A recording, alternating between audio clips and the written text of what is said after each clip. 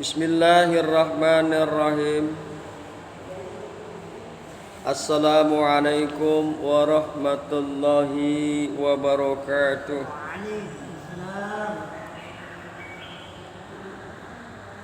Bahasan kita pada pagi hari ini yakni masalah fikih tentang al-musyaqah.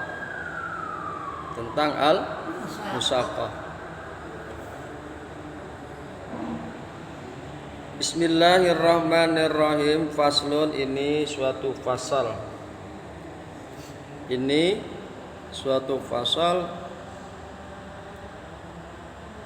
Wal musaqatu jaizatun 'alan nakhli wal karmi.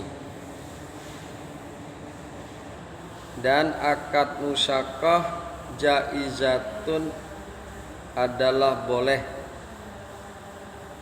'alan nakhli wal karmi, atas kebun kurma dan anggur. Walaha syartani, dan bagi musaqah ada dua syarat. Ahaduhuma ayyuqaddiroha bimuddatin ma'lumatin.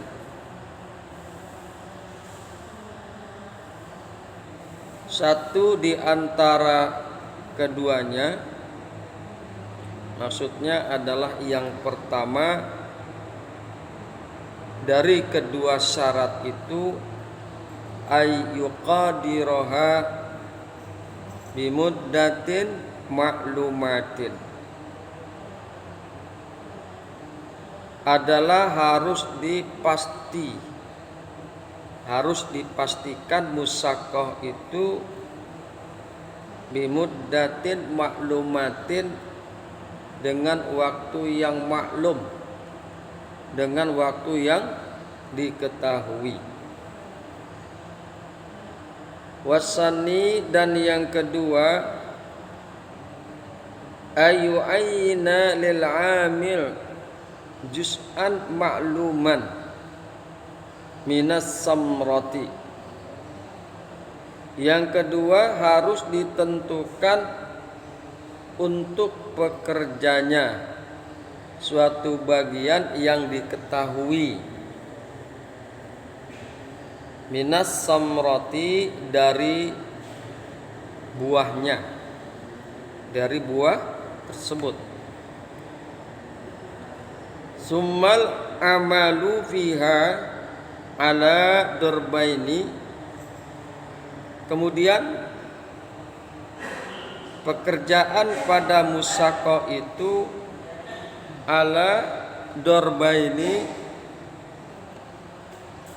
terbagi dua macam. Ala darbaini, atas dua macam. Amalun ya'udu naf'uhu ila samrati. Yang pertama, pekerjaan yang kembali kemanfaatannya ila samrati, kepada buah itu. Fahuwa 'alal 'amil, maka yang demikian itu wajib atas orang yang bekerja, kewajiban bagi orang yang bekerja. Wa amalun ya'udun naf'uhu ilal ardi, kemudian bagian yang kedua, pekerjaan yang kembali kemanfaatannya ilal ardi, kepada tanah.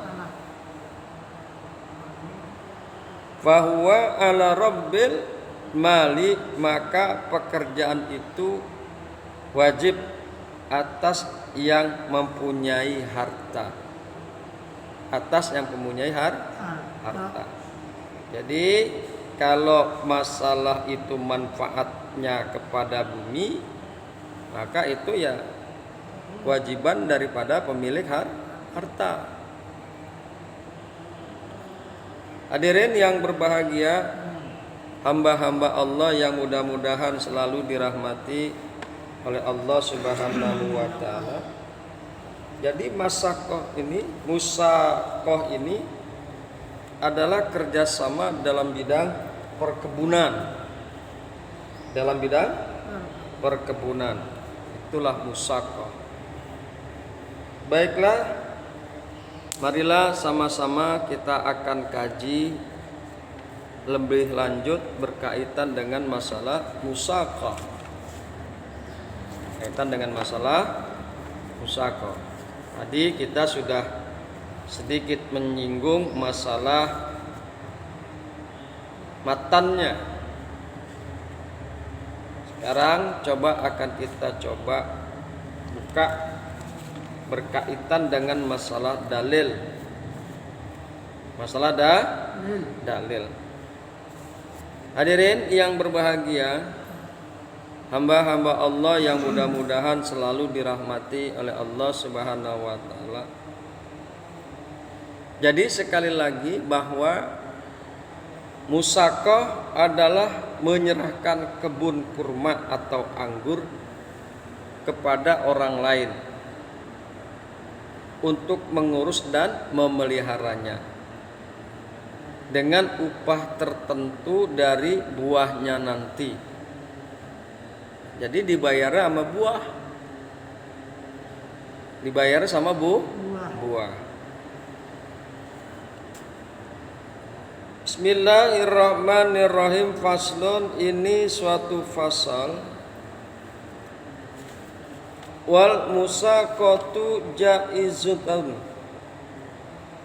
Wal musaqatu jaizatun. Musaqah itu boleh.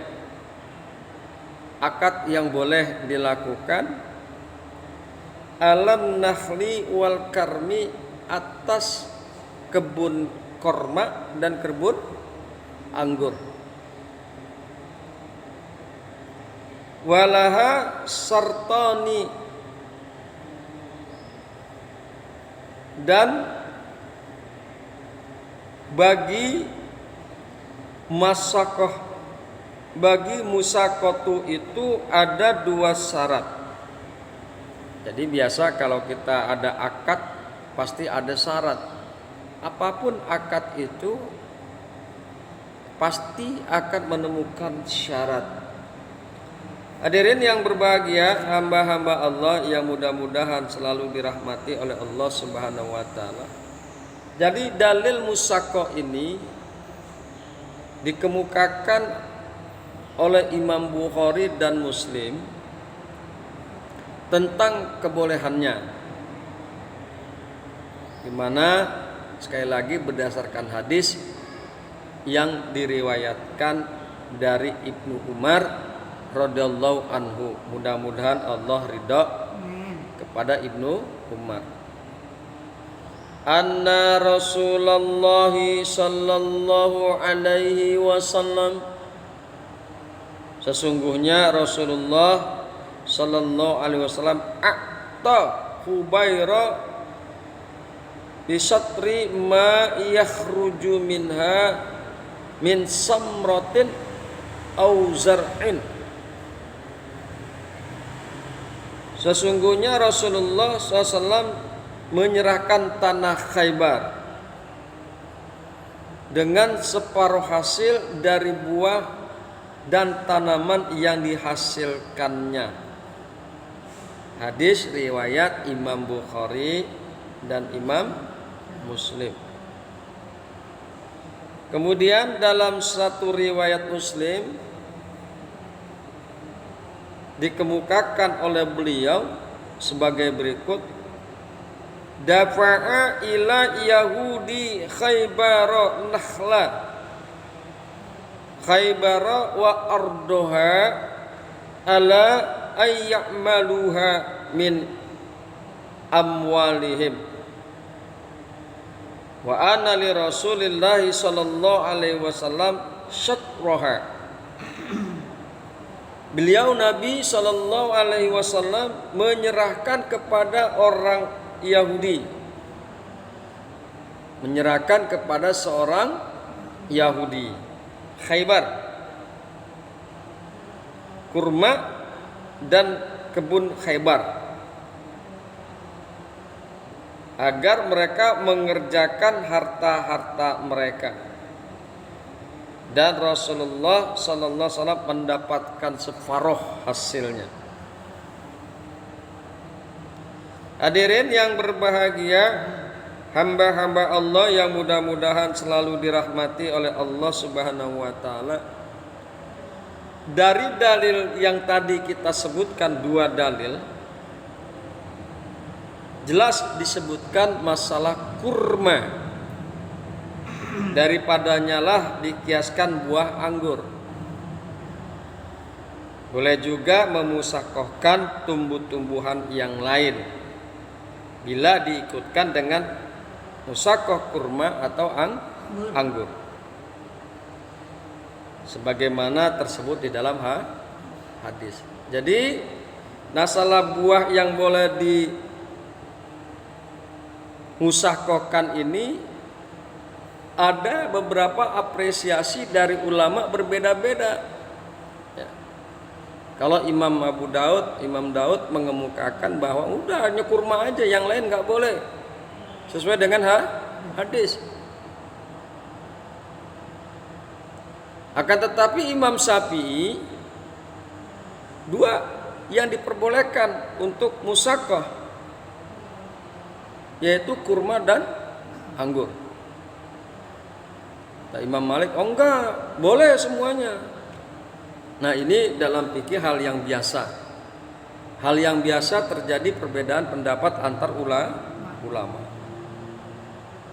Mereka tentu mengemukakan dalil-dalil, baik nas dari Quran, dari hadis maupun dari ra'yu mereka sendiri, dan itu hasilnya memberikan satu wawasan kepada kita bahwa di antar para ulama ada perbedaan.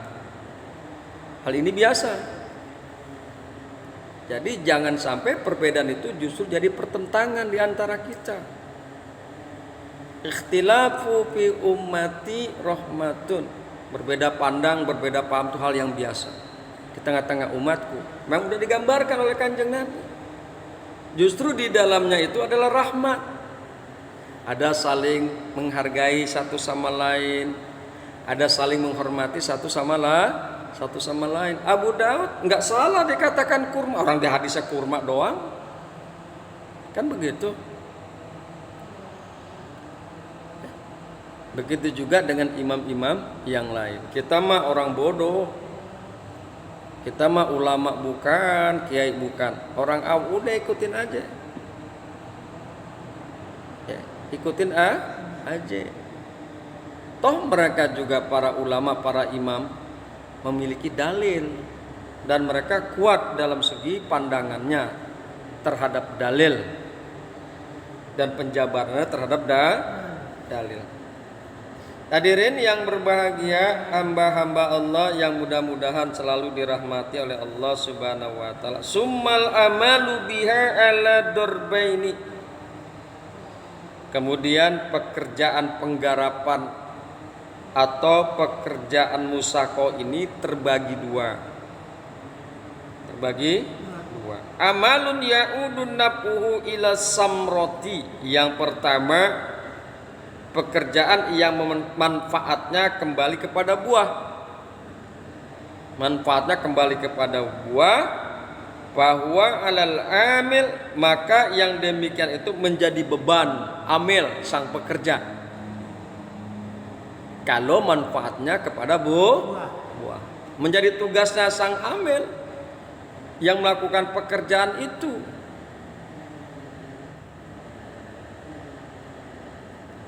Wa amalun ya'udun naf'uhu ilal ardi, dan yang berikutnya adalah satu pekerjaan ya'udu ilal ardi, yang kembali manfaatnya kepada bumi, kepada tanah.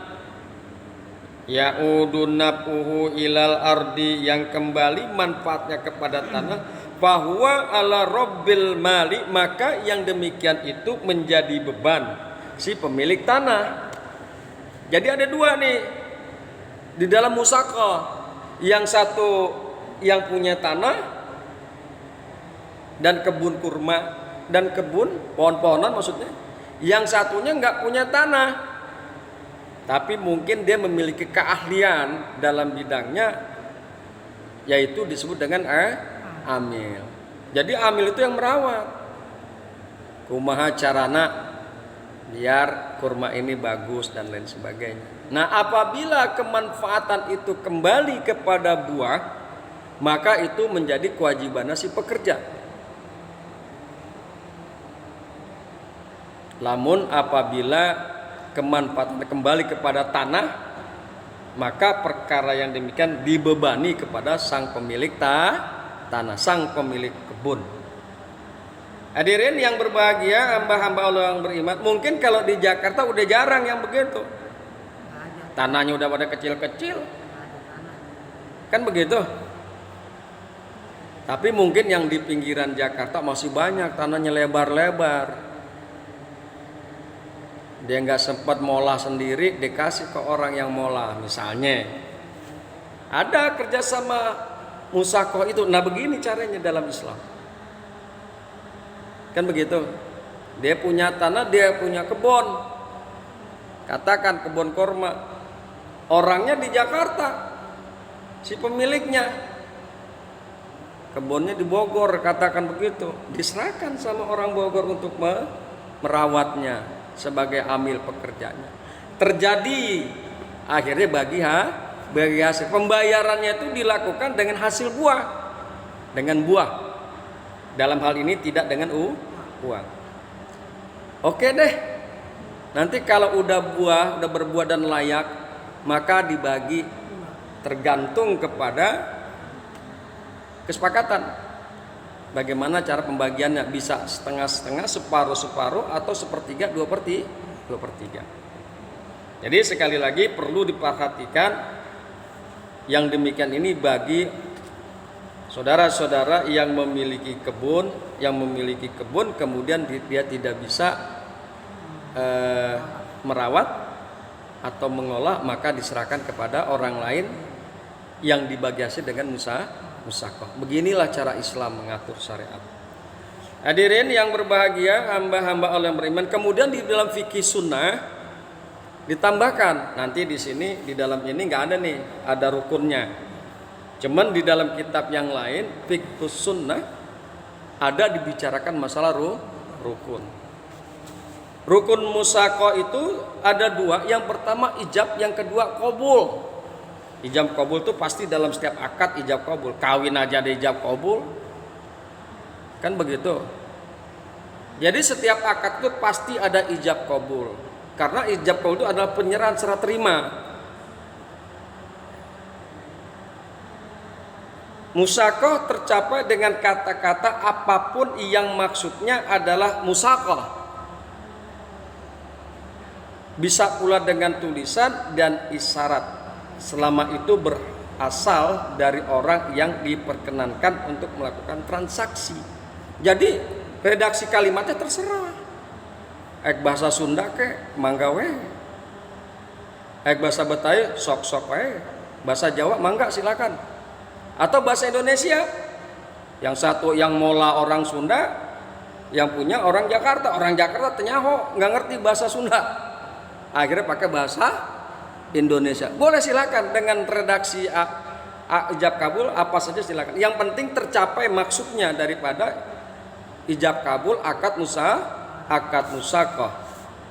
Kemudian bisa pula dengan tulisan. Nah ini sekarang ini kan yang sering terjadi, orang harus ada hitam di atas putih. Apapun bentuknya, hitam di atas putih itu harus ada. Jika pada satu saat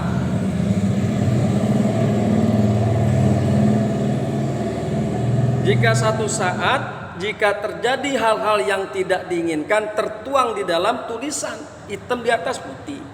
Akad apapun, kerjasama pun harus ada hitam di atas putih. Ini zaman sekarang. Kalau nggak ada hitam di atas putih, orang tuh sering les. Mana buktinya?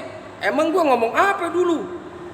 Nah, Udah keder. Nah, kalau ada hitam di atas putih, nah ente kan dulu ngomong begini nih, hitam di atas putih nih, dikasih materai. Jadi sekali lagi hendaklah bisa pula dengan tulisan.